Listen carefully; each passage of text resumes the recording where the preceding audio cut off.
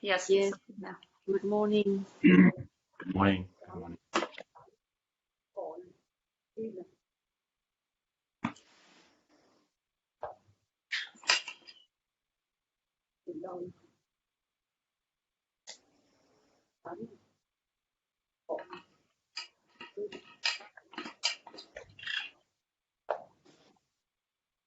Sanje je dan zo ye jo nan la jan jo bar do da ne ya zo je da ye je ba la de san ye jo ba ra je da ye jo nan la bar do da ne ya zo je da ye je ba ye be za nam ye ra la ben je re san ye jo ba ra je dan zo ye jan jo bar do da ne那也见说界别酸囊界，抓了别界三界周包了。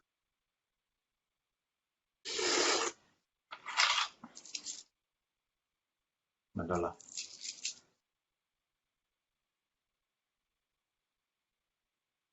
上界别界周界面多张嘛，日照那些年的天宝的，上界心多没得为我也，肉月南大心郎全包了，我也大满个肉的。那着朗个尼样的呀，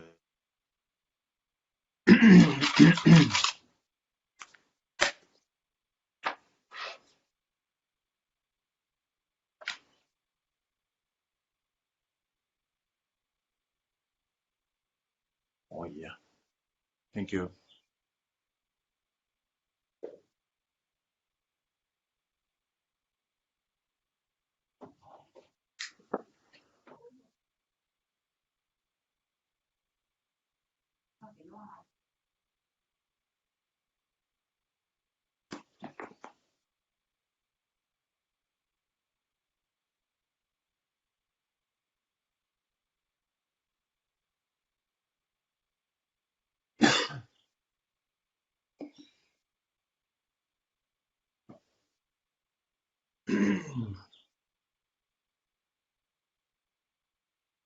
我怎么去面写了？把这么的没个能给我，你说到让这一些就有往这种的用到啥子long的啊，当个点个点，不然个点，不然什么点不哦。这样当个点个点，不然个点，不然什么点不的说哈。这样当个点个点，不然个点，不然什么点不的说哈。你这里当然也就是我当时对那边去当着。对不这些，比如说我们做原来这些的讲的。Oh, oh yeah. So please listen to the following teachings with the proper Mahayana motivation, which is to attain enlightenment for the sake of all sentient beings. So with the motivation to serve, to serve other sentient beings by becoming Buddhas oneself. Please set that motivation.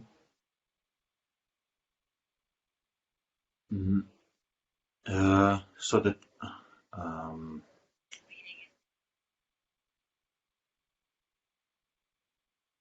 the text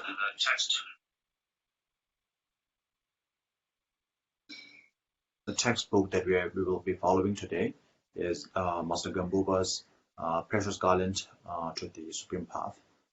And I will speak for an hour, and then we will have Q&A after that. You can ask questions after the talk.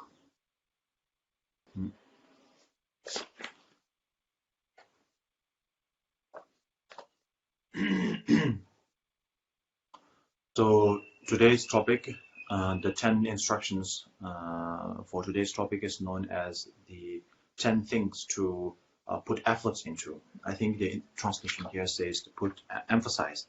You might say that too, but so when you emphasize something, especially when it's a practice material, then you have to put efforts into practicing what has been emphasized. So the Tibetan word is Nenden tu, which can mean it can mean emphasizing, but also it's more of to do with the put efforts into. So putting efforts into 10 things to put your efforts into, 10 things that is worth your efforts. And so of the 10, the first topic is called, the first of the 10 topics is called Le Tangwebe Tösomla Nenden in Tibetan, which means for the beginners, for the newcomers, for the initial practitioners, one should strive into the Töba and Samba. Now, Töba and Samba, so there are three sort of like stages of practices, or three stages of learning or practices. The first is to learn, the second is to contemplate and think, and the third is to apply, put into application, practice. So for the initial beginner, for the beginners, it is important to learn and then also think about what you have learned. And after establishing what you have understood, after establishing what you have read and what you have contemplated, then you can apply the practices. So if you remember last week we spoke about this, you know, there are those who say you don't need to learn anything, we just sit down and then, you know, delve into our mind, and that's all we have to do. But the thing is, even though it may be for an advanced practitioner, it may be true, but for the newcomers, for the beginners like us, like ourselves.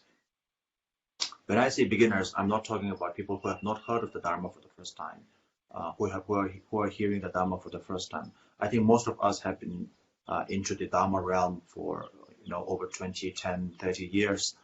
That is not the point.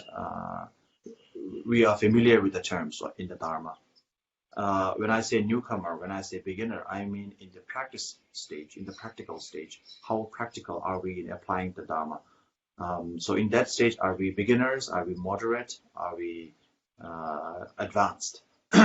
So in that sense, for the beginner level practitioners, it is important to study and then contemplate first before putting into application the practices. This is the first instruction.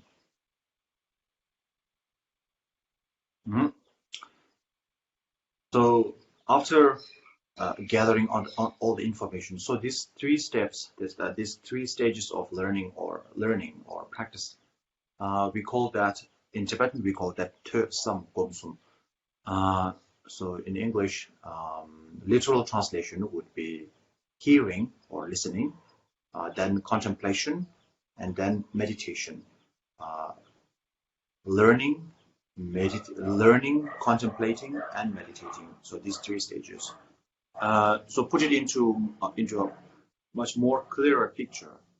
I usually use this the term in today's time. You talk about information. So the first stage is that of gathering information. The second is of filtering out the information that you require and filtering the information. So keeping the ones that you require and driving out the things that you do not require at the current moment. Because we covered that last week. All the Buddha's teachings are important, precious, but we cannot apply all the teachings of the Buddha at one particular time. So whenever we practice, we practice one by one, right? Whenever we go somewhere as a human being, we walk one foot at a time. That's how we go. That's how we walk. Similarly, we can't do. We sort of can't multitask in the sense of variety of the Dharma teachings. So we focus on one particular text, learn that, study that, then filter from the text that you are studying, gather the information that you require. So that is the learning part. And then after that, keep the ones that you need to apply. Those things that does not require your immediate attention, leave them aside for the moment. That is the filtering out part. That is the second part, which we call contemplation. And then after that, after you have filtered out, after you have gathered information, filtered the information, then what you have to use that information, utilize that information for whatever purpose you have to use that information. So if you gather information, filter the information, and do not use the information and keep it just like that, then it's useless. Then everything is pointless. So therefore, the third stage is where the practice, the application stage comes. So this is the second instruction. After gaining experience, one must put efforts into meditation and practice. So the Tibetan word is gom and drup. Gom is meditation and drup is to practice. So they are quite similar. Meditation is the practice itself. But then there are many practices that are not meditation as well, such as circumambulating, reciting mantras, so on and so forth. They are not meditation, but they are practices. So after gaining experiences, one must meditate upon the experiences. One must meditate onto the experiences that you have. So after having the right information, you filter the right information, you filter out the wrong information or the things that you do not require at the time being. And whatever information that you have kept, you must put that into practice, meaning you must meditate upon that. So that is the second instruction. So these three stages are usually set out this example. I call this the buffet example. So you are in a restaurant and at a buffet table. So the first thing you do is you go to check the buffet, what's on the buffet menu, what's on the buffet, you check. And after checking out the food that is on the buffet table, you go with your plate and pick out the ones that you like to have. And then whatever you have put on your plate, you bring that to your table, your dining table, and then you start eating. So there are three steps. First, you gather what is on the menu, what's on the buffet. Second, you pick out the ones that you like to have. And third, you actually have the food, the meal. Similarly, these three steps, we call that samgomsum: learning, contemplating, and meditating. First, one must listen, because back then there's no book. Books are scarce. There are not much. There aren't that many books in those days. So it's called teba, which means listening. So it means learning, actually. So nowadays there are so many books you can learn from reading as well as listening. So first is learning. Second is analyzing. Contemplating means analyzing here. So you contemplate on the subject of the book. So when you read a book which is 600, 700, 1,000 pages or whatever, so from that book you have to all the things that is said in the book, you have to make sense. You have to make sense out of it. You have to take the gist out of that book. That book may be said in a particular situation to a particular person. So you have to make you have to make that book relatable, the subject of that book relatable to you. And so you have to take the gist out of that book. That is the second part. The picking out the food part, the picking out the picking the buffet, the food that you like, the foods that you want to have in that particular moment. After you take the food from the buffet table. Then you sit at your dining table and you start eating. Because if you don't eat, all the efforts that you have put before, the picking out the food, checking out the food, all that's just waste. So if you do not check and just go and close your eyes and keep everything, pick up everything on the buffet, that's also not going to work. There may be foods that you don't want to eat. There may be foods that's not good for you. If you are diabetic and you had some sugary food, it's not good for you. So on and so forth. So depending on your palate, depending on your mental disposition, which is similar to the palate, the taste bud. Depending on your mental disposition, Buddha has actually laid down a buffet of Dharma talks, Dharma teachings. So it's up to you which one you want to pick, which one is good for you. You can pick the ones that you like only, or you can also pick the ones that is good for you, or you can make a balance of what you like and what you want to eat, what you like as well as what's good for you.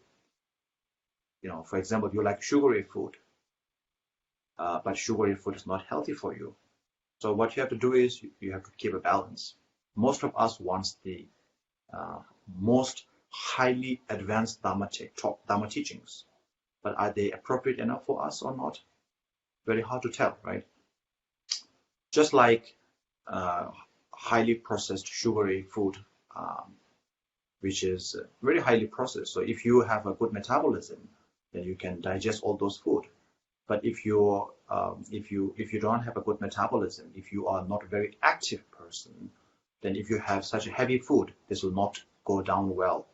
Similarly, if you are not a heavy practitioner in that sense, if you're not an advanced practitioner, if your mental disposition is not there yet, if your mental metabolism is not high enough, then such and such practices, even though it is such a great practice, it may be not good for you. So like that, Buddha's teaching is like similar to an array of buffet. And just like how you would enjoy a buffet table, the Dharma should be enjoyed in that 3 steps.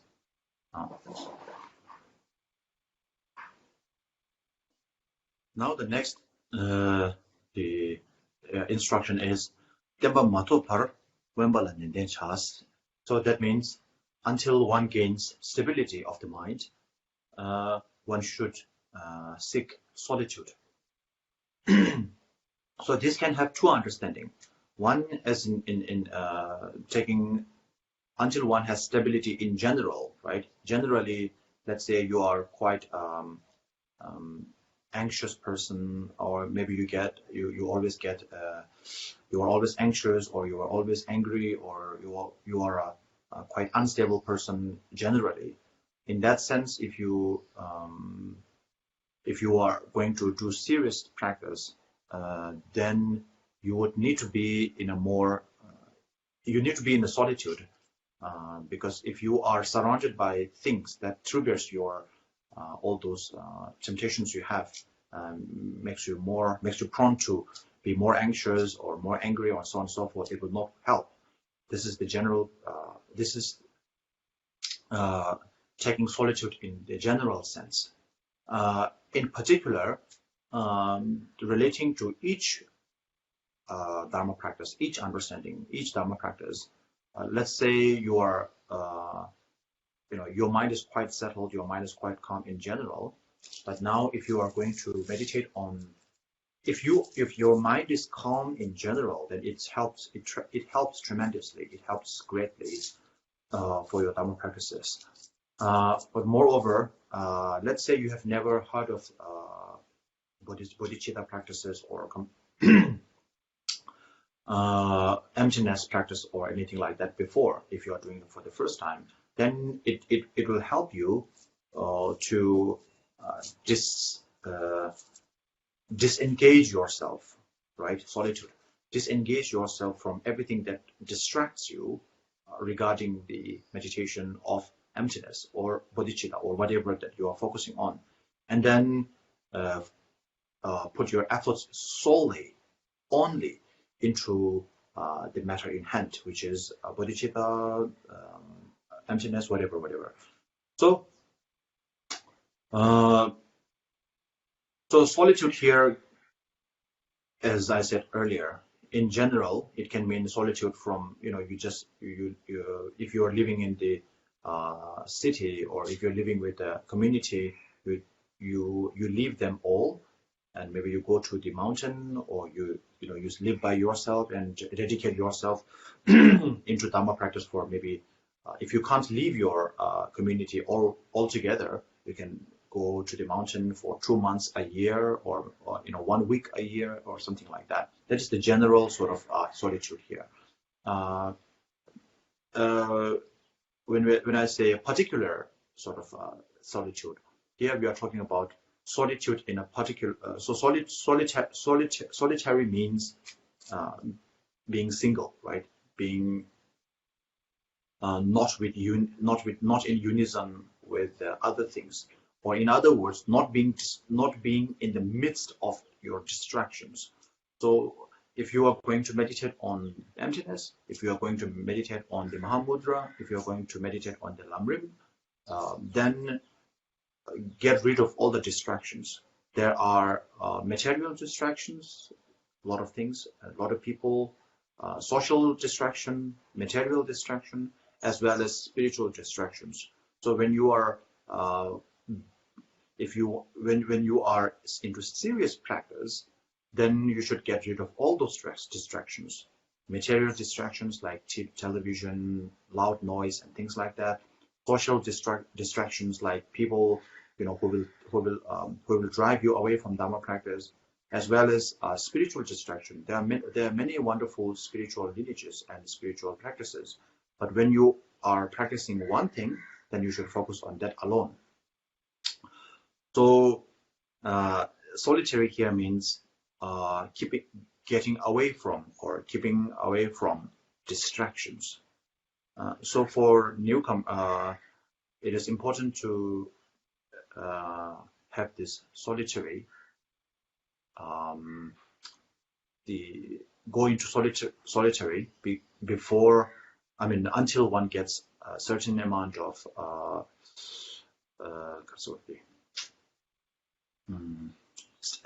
stabilization, mental stabilization, because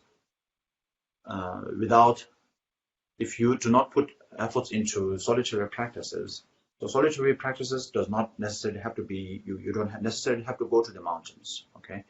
If you can go, that's a wonderful thing, but if you cannot, you can still achieve it.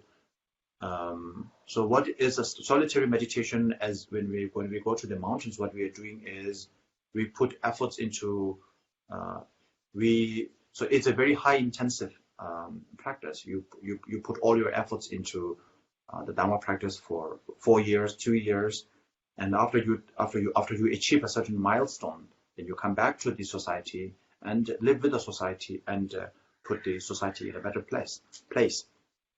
That's one set of doing solitary practice. Another set of solitary practice is like taking your dinner, lunch, and breakfast. You do it every day, but you have to do it you do it in moderation. You do it every day, and every day it has its benefits. If you skip lunch every day, then it will have an adverse effect on your health. So if you eat every day, it has benefits on your body. Similarly, so if you do your solitary meditation, dedicate a certain amount of time, 1 hour or 2 hours for Dharma practice. At that time, nothing else matters. So you do your solitary confinement into the Dharma practice. Each day you dedicate that, or maybe it's just once in a week.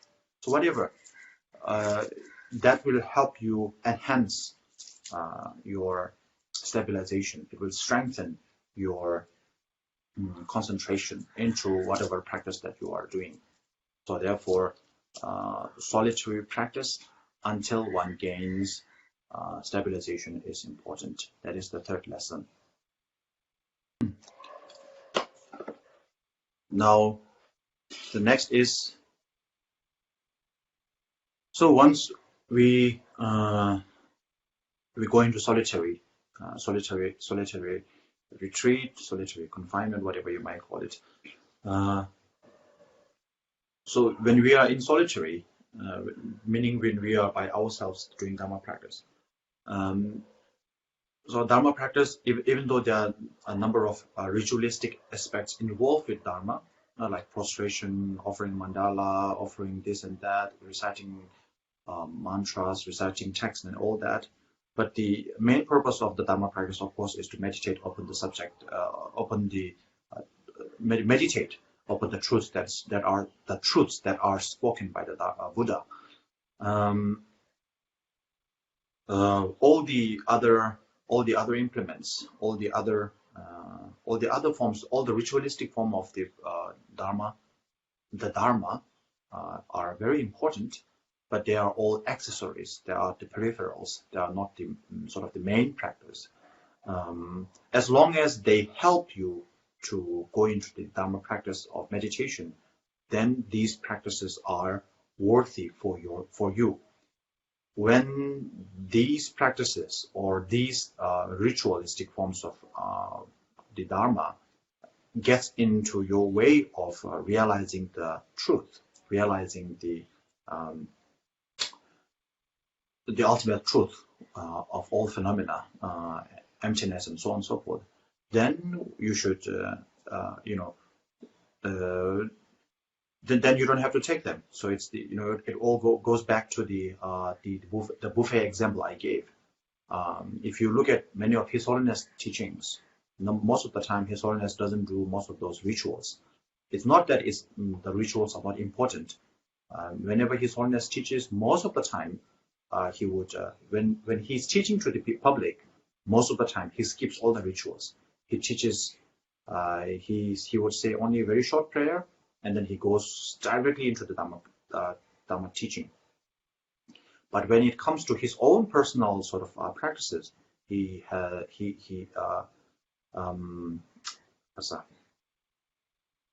invests a huge amount of time doing the rituals, prostrations. Even in his age, he does a lot of prostrations, offering the mandala, and a lot of ritualistic the recitals and all that.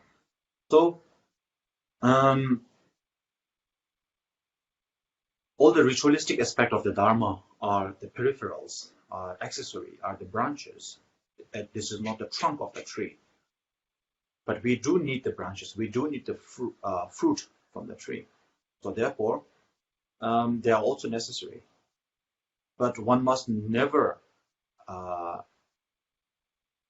one must not lose the sight of the principle, the main goal, which is to attain enlightenment in the ultimate sense, or to achieve stability in whatever meditation you are doing. Clarity and stability are clarity and stability are the purpose of each meditation.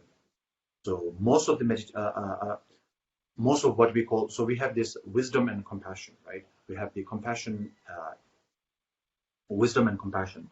All those compassion-related practices, most of them are to get stability and compassion. You have compassion towards your friends, people you love, people you don't love, people who are stranger to everyone. So it's stable, it's sturdy. For all the compassion, what we call the method and the wisdom, all the method-related practices, compassion, bodhicitta, love, loving kindness, and equanimity, all these kind of practices, one strive forward to get stability, sturdiness. Now on the other side, when it comes to the wisdom side, the purpose of doing the practice, for example, emptiness. When you meditate on emptiness, you are trying to get clarity, no self, emptiness, impermanence. These are all part of the wisdom practice. When we do the wisdom practice, the main purpose is to get clarity, not stability. Both stability and clarity are the goal, but when it comes to the method practices, stability is the main goal, main purpose. When it comes to the wisdom practices, clarity is the main goal, and the stability is the secondary goal.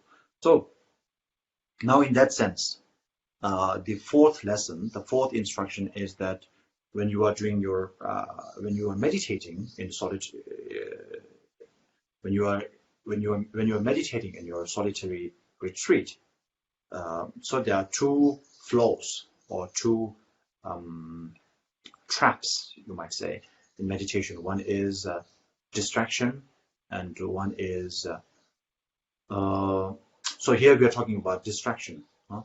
Distraction is one thing, and lethargy is another. Being too much out there is the problem. Being too much inside is also a problem. So one must abide in calmness. So lesson number 4 is we are talking about just too much distraction. So when there's too much distraction, we must gather our mind in. When it is going out too much, we must get it back. So this is the lesson number 4 is talking about how to deal with the first flow of meditation, that is distraction, or it's also known as we call that the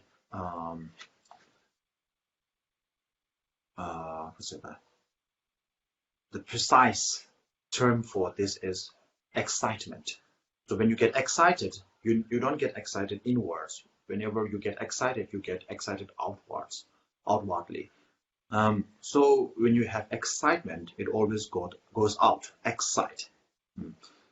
So therefore, excitement is something, and excitement actually incites, or excitement, when there is a slight form of excitement within your mental stream in you, then that excitement will turn into total distraction. Distraction towards other things than the things that you are practicing upon. So this is what one should be put. So this is the lesson number 4. If excitement predominates mind, emphasis should be given to control it.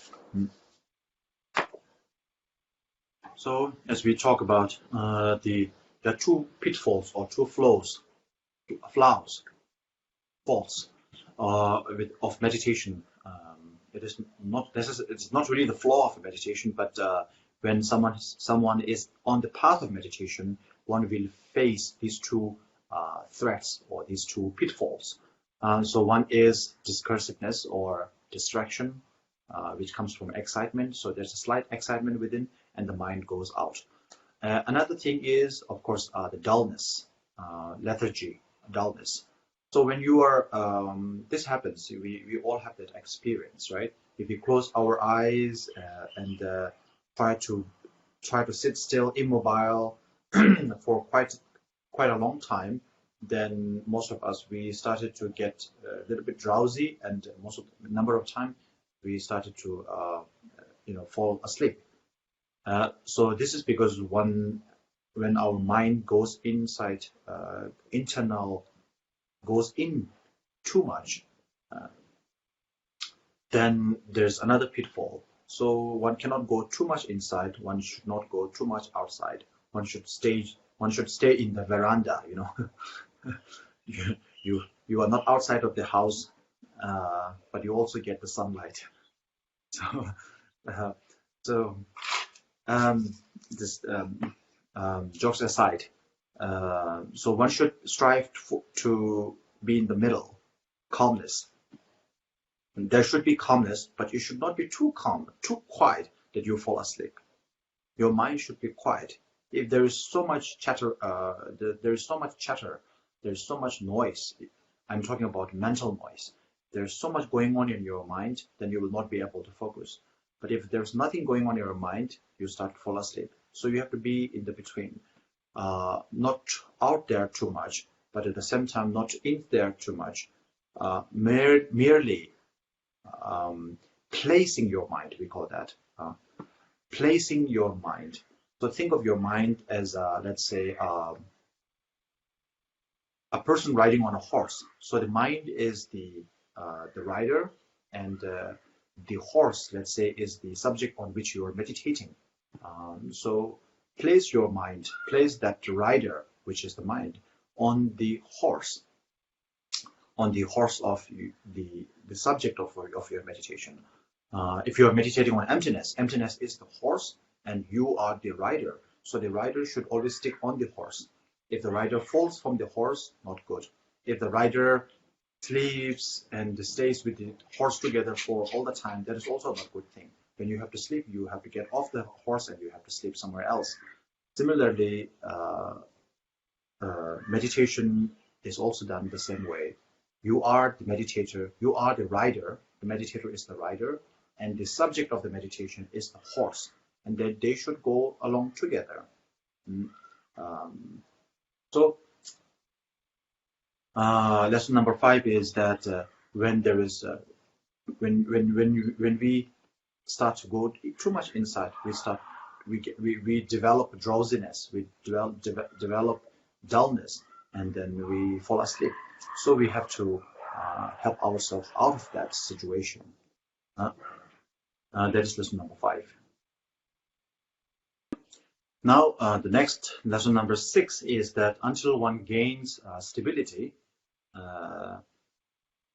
stability means not going out on its own, not going too much out there by its own, not going too much inside on its own, but you are able to control whether it should go out or in. And when you have that control, you have the stability. So in order to get stability, one must put emphasis. One must put efforts into contemplation or meditation.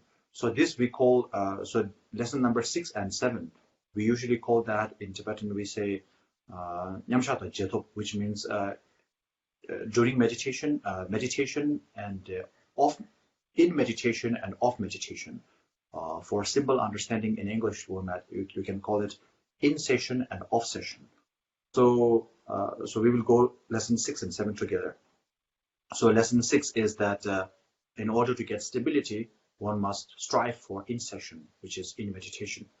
Then whatever you have developed, stability or clarity, whatever you have developed during the meditation, the in session thing, the result of your in session practices should reflect during your off session daily life. So off session is when you are not doing meditation, when you are just talking with your friends, or you are just having a good time out there, or maybe you are in the workplace. Whatever you are doing, your in-session practice, the result of your in-session practices should reflect during your off-session practices, off-session times. So off-session can be when you are not meditating, it's also off-session. When you are working, when you are at your work and not doing meditation. So whenever the time you are not doing meditation, it's called off-session. And when you are meditating, it's called in-session. So the off-session attitude should reflect that of the in-session meditation. So this is lesson number 6 and 7. So there was a in relation to lesson number 7. I mean, I will share you a story. It's a quite popular story that our teachers tell us during the teachings. So this was that. So it's in relation to the in session and off session thing. So there was there was a hermit, a person who is who lives in the mountain as a hermit, to meditation and in solitary retreat for a long time, I think 4 or 5 years. And so that hermit came to the town, and all people were saying, "Oh, this great hermit is here. He's a great hermit. He always stays in the mountain and does a lot of meditation and all that." And everybody was speaking, respecting him and looking at him, watching him in awe. And then one guy came, and and he asked the people, "Who's this guy?" And they said, "Oh, he's a great meditator and all that thing." And he approached the meditator, the hermit, and said, they do the greetings and then say, can I ask you a question? And he said, yes, of course, the hermit said. And he said, so what have you been doing all this time? And oh, I've been doing meditation. I've been doing meditation. I've been meditating. And for how long? For 4 years or for 5 years or something, a very long time. And then, wow, that's great. And what have you been meditating upon? And he said, oh, I've been doing the patience, you know, the 6 perfections, right? Morality, patience, generosity, and like that. So he said, oh, I'm meditating on patience. And the other guy said, oh, patience, you say? Yes, patience. I meditate on patience. Then he said, what do you mean you meditate on patience? I think you look like a liar. And you will go to hell, he said to the meditator. And again, meditator got very angry. The hermit got very angry and he said, I'm not a liar. You are a liar. And you will go to hell, not me. And that is what we are talking about here of the in-session and off-session thing. So the meditator obviously was not able to apply the result of his in-session practices into his off-session activity. That's why we say, you know, for practice of patience, enemy is the best one, best teacher. Because if you close your eyes and you sit in the meditation in a solitary confinement by yourself without any social interaction, then everything seems to be, no one is bothering you, and it's very difficult to tell whether your practice of the patience is working or not. But when you are actually living, so that's why our teachers always tells us, like some of the practices like impermanence, practices like selflessness, and practices like emptiness. These practices you need to do during solitary retreat. But a number of other practices like generosity is one thing. Generosity, patience, these practices you will do much better, and compassion also. You will do much better if you live in the instead of living in solitary. If you go with people, live with people, and give yourself that test. You know, how am I going to interact with them now? This will be a much better practice. So you know, you just go along with your day, and people will come to make you feel good, and people will come to make you feel bad as well.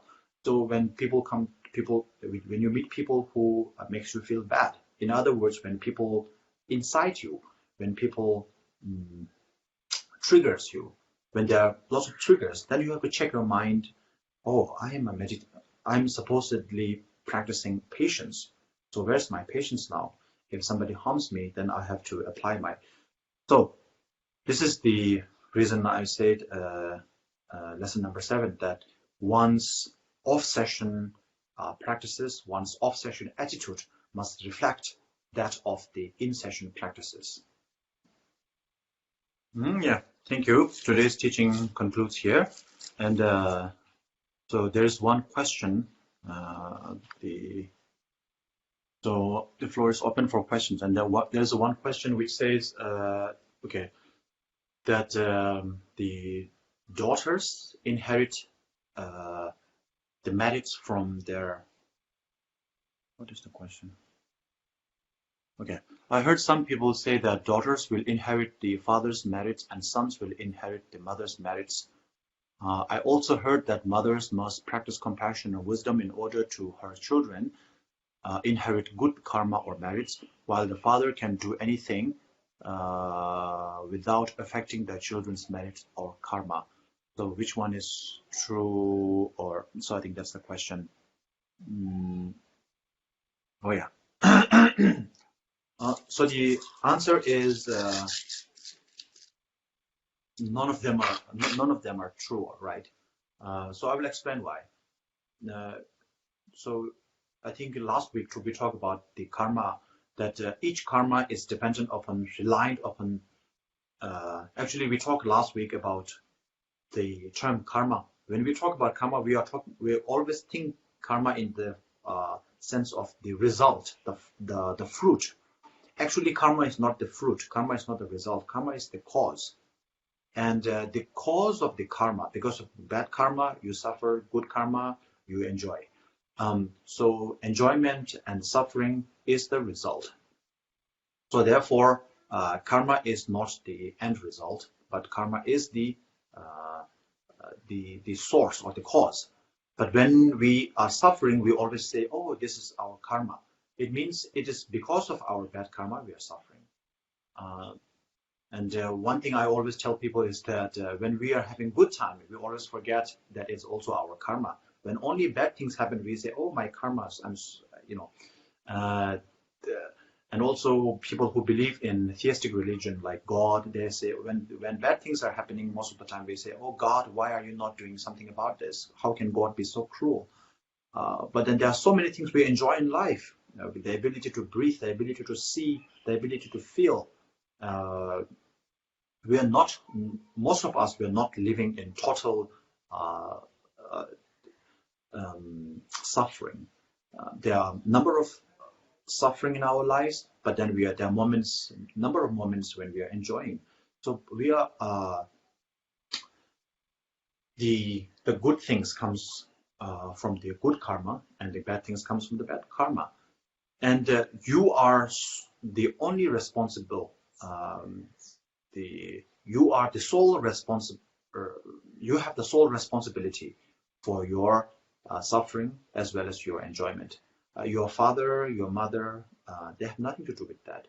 Your mother's merit will not be transferred to you.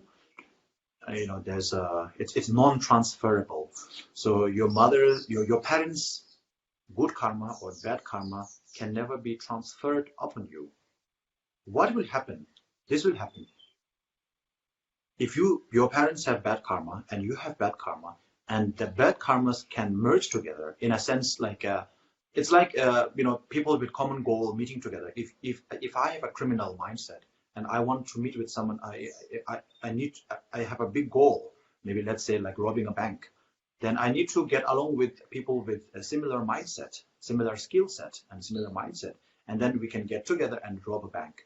So similarly, if my bad karma and my parents' bad karma can get together, and we as a family will suffer together, but that suffering is not to do with, I'm not suffering because of my parents' bad karma, my parents are not suffering because of my bad karma.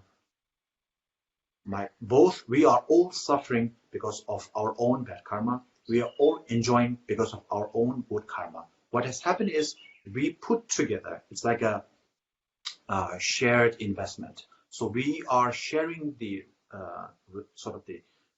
our negative resources, bad karma, or positive resources, good karma, and then we are enjoying or we are suffering. So neither mother nor father is responsible for your suffering or your joy. That comes solely from yourself. So just want to add this. So when we say the parents are not responsible for the children's happiness or suffering, then why should we be grateful to our parents? We have that question. We have that question, and sometimes the parents are not good to the children. Then the children have animosity towards the parents. So how are you going to justify that? So the thing is, the parents are responsible for creating the conditions for the children to be happy or not. But the parents are not responsible for the children's happiness or unhappiness. So you see there are many parents who are able to who provide a lot of things to the children, and the children are never grateful and always suffering. Oh, my parents are not doing this for me, this or that. And then there are parents who are not taking care of their children, but the children love their parents anyway. And because the parents are not working well, like for example, the father is drunk and not working, not earning, and the family is in bad shape. So the children are motivated because my family has been like this for since I was born, my family has been so poor. Now I should change our status. So it depends entirely on the person, on the children themselves. That is, yeah. So next question is, Rinpoche, would offering a short mandala will receive benefits as the same as offering a long mandala? Yes, but you have to be aware of what longer mandala has more words, and shorter mandala has less words. So if you can include the meaning of all the words in the longer mandala into the shorter mandala, in other words, if you can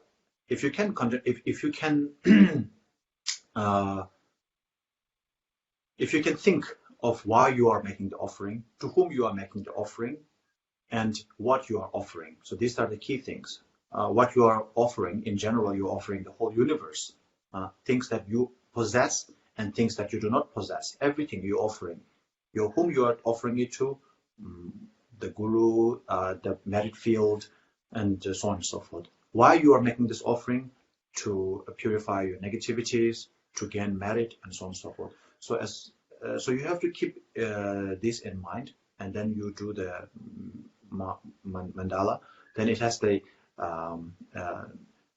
same effect. But also it depends on. Once in a while, you have to do the longer mandala. So then you know what you are offering, to whom you are offering, and why you are offering all these things. And then you can, most of the time, if time does not allow, then you can do the short mandala. But your mind should be very concentrated, because if it's a long mandala, then we can think of the meaning of the mandala word by word, and our mind is automatically concentrated to the words that is flowing from our mouth. But if the mandala is very short, if the words are very short, then you have to put more efforts into concentration. Otherwise, the words is very succinct, and you will not be able to, it's too concise for one to decipher all the meaning of the word. So it depends entirely upon you. Yeah. The next question. The next question is, do you have any tips or tricks about how we can maintain the in-session state while we are out there? So that the trick or the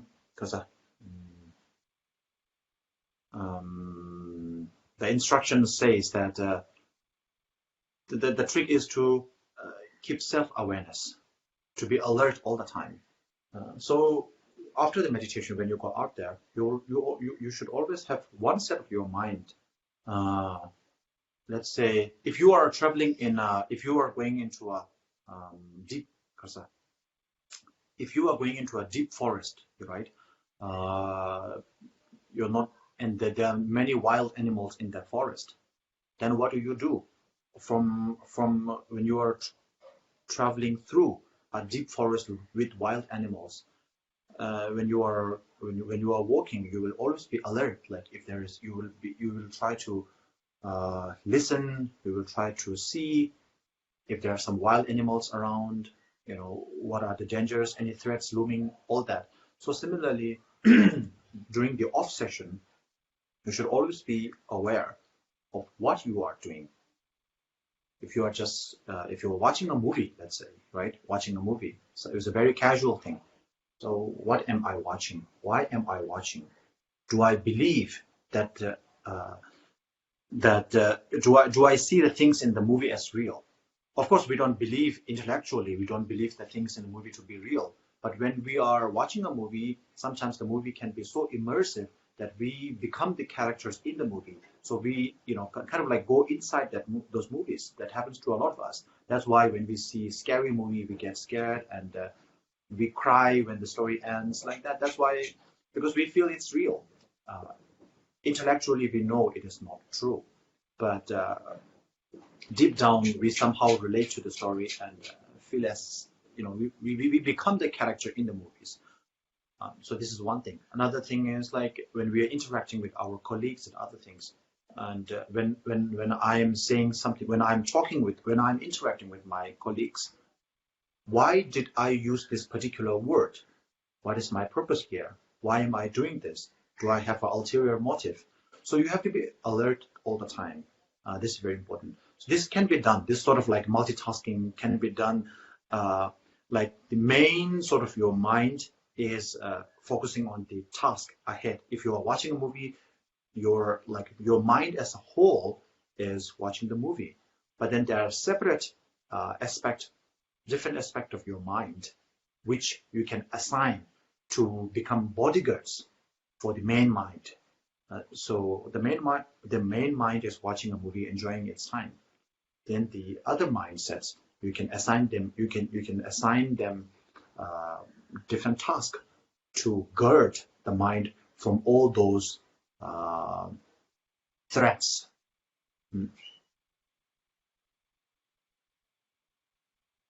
Be alert.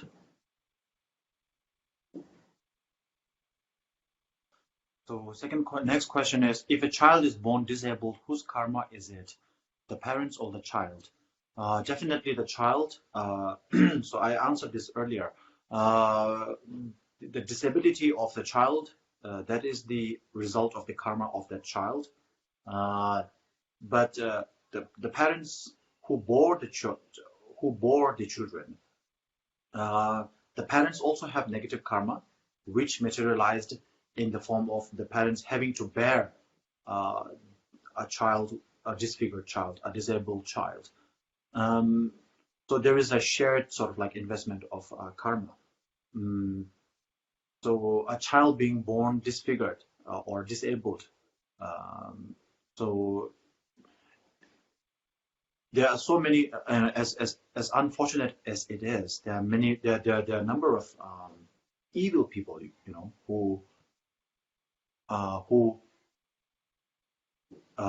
kill people in a cold-blooded manner, cold-heartedly, for fun. There are people who kill people for fun, just get out of bed, and then when we read history, there are people who set prisoners free and then shoot from their rooftop, killing each prisoner like that. So killing people for fun and those kind of things. So those people, they were born, and they were born, and they did a lot of negative things, and they die, and they will be born as well, and they will have to go through. They will have to repay, or they will have to clear the karmic debt that they have made. And the parents who bear these kind of children, disfigured and disabled children, were also part of these kind of ungodly acts, and therefore the parents were somewhat part of these horrendous acts, and therefore, even though the parents themselves are not disfigured, they have to bear their children, the heart of their most precious thing. The children were disabled, and that is something they have to go bear with. As sad as it is, this is the karma of the child. So there are two more questions. I will go to the short one first. The meditation on meditation on impermanence should be done in solitary or what? So yes, meditation on impermanence is actually better not if you do it on like off session. When you are watching a movie, okay, I'll explain the movie again. It's a very interesting movie, but it ends. This is a very raw form of emptiness, impermanence. You're eating a food. You're eating. It is not on the table. It comes on the table. You start eating it, and it's all gone. That's impermanence. So during off session, there are more opportunities for you to practice on impermanence than during. You don't need to be in session to reflect on impermanence. Yeah. So the last question is Dharma protectors. The importance of why we propitiate the Dharma protectors and how we do it. So Dharma protectors are some of the Dharma protectors are actually Buddhas, enlightened beings, who manifest in forms of non-Buddha, like very ordinary forms, like in demons, sometimes as demons, sometimes as demigod and other forms, to protect the Dharma practitioners. So Dharma protector means those who protect the Dharma.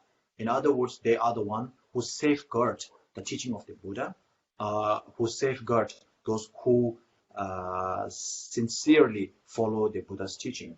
So when you are following the Buddha's teaching, for example, when you follow the Buddha's teaching, there are the 10 virtuous things to abide by. You have to be truthful, you have to abstain from harming others and other things like that. When you do those things, you meet a lot of people who take advantage of you. You make not necessarily enemies, but there are people who take advantage of you because you are a Buddhist, and that happens all the time if you look historically. And when those things happen, the Dharma Palas or the Dharma protectors come in different forms to protect those who are sincerely following the Dharma from forthcoming dangers. Now, when we make the Dharma offerings to the Dharma protectors, we are more or less saying thank you for the protection you have given to us. And so, as I said, there are Dharma protectors who are enlightened beings, but manifest in the form of non-Buddhas. And there are most of the Dharma protectors actually are not Buddhas.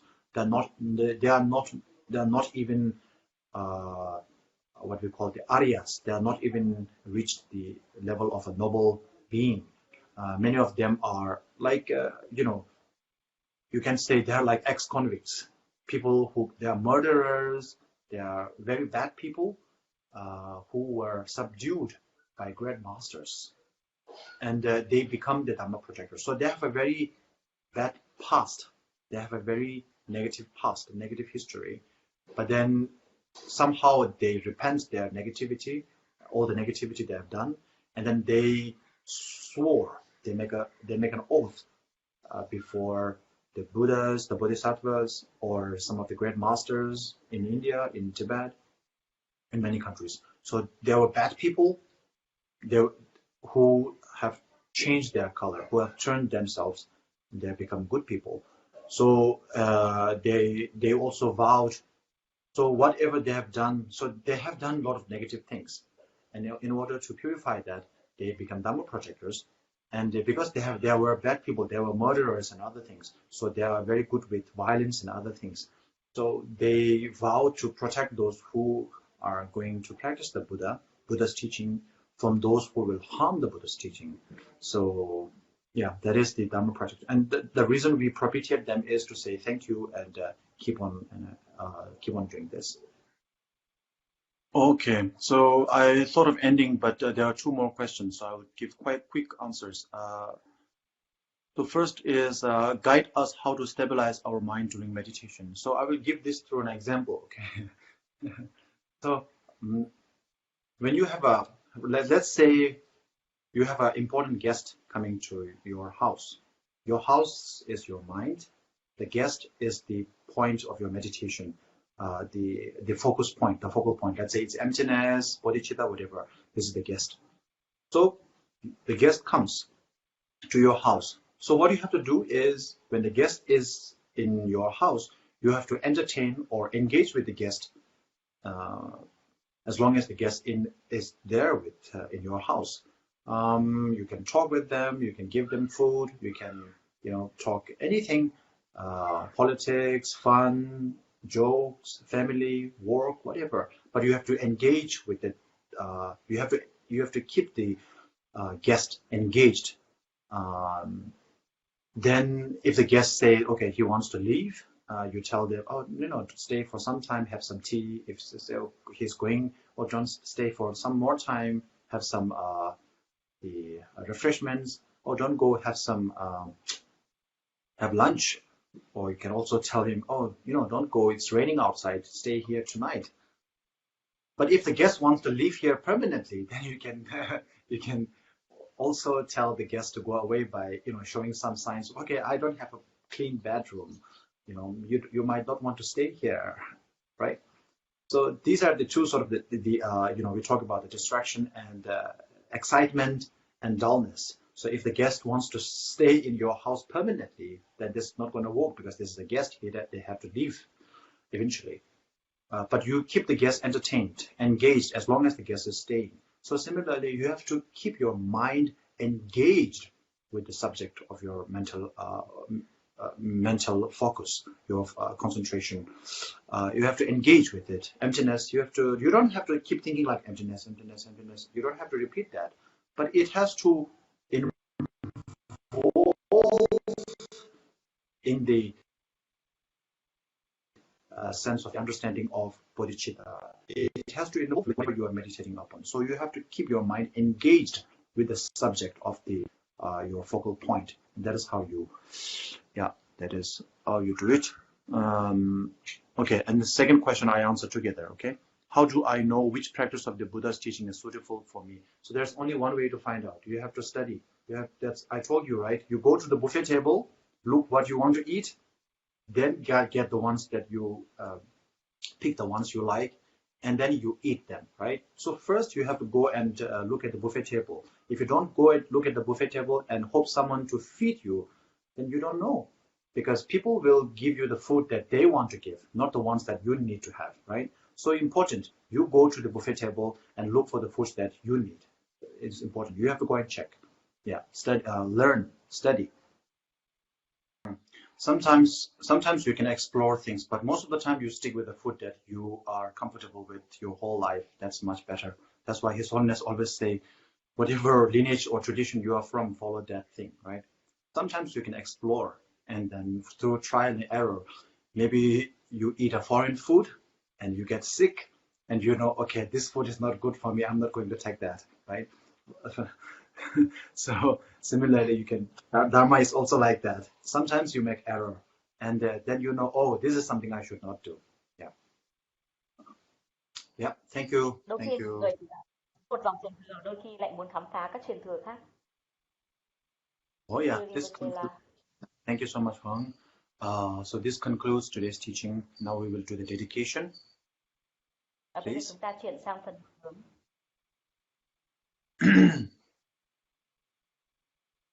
Yewan di nyodo da lama sangye drogyo Jowa Jia Ma Liamba Tiye Salang Geba Shoi Changju Zemjo Rembo Che Ma Ye Bana Ma Ye Yuj Geba Nyambara Meba Yang Kwane Gondo Pewara Shoi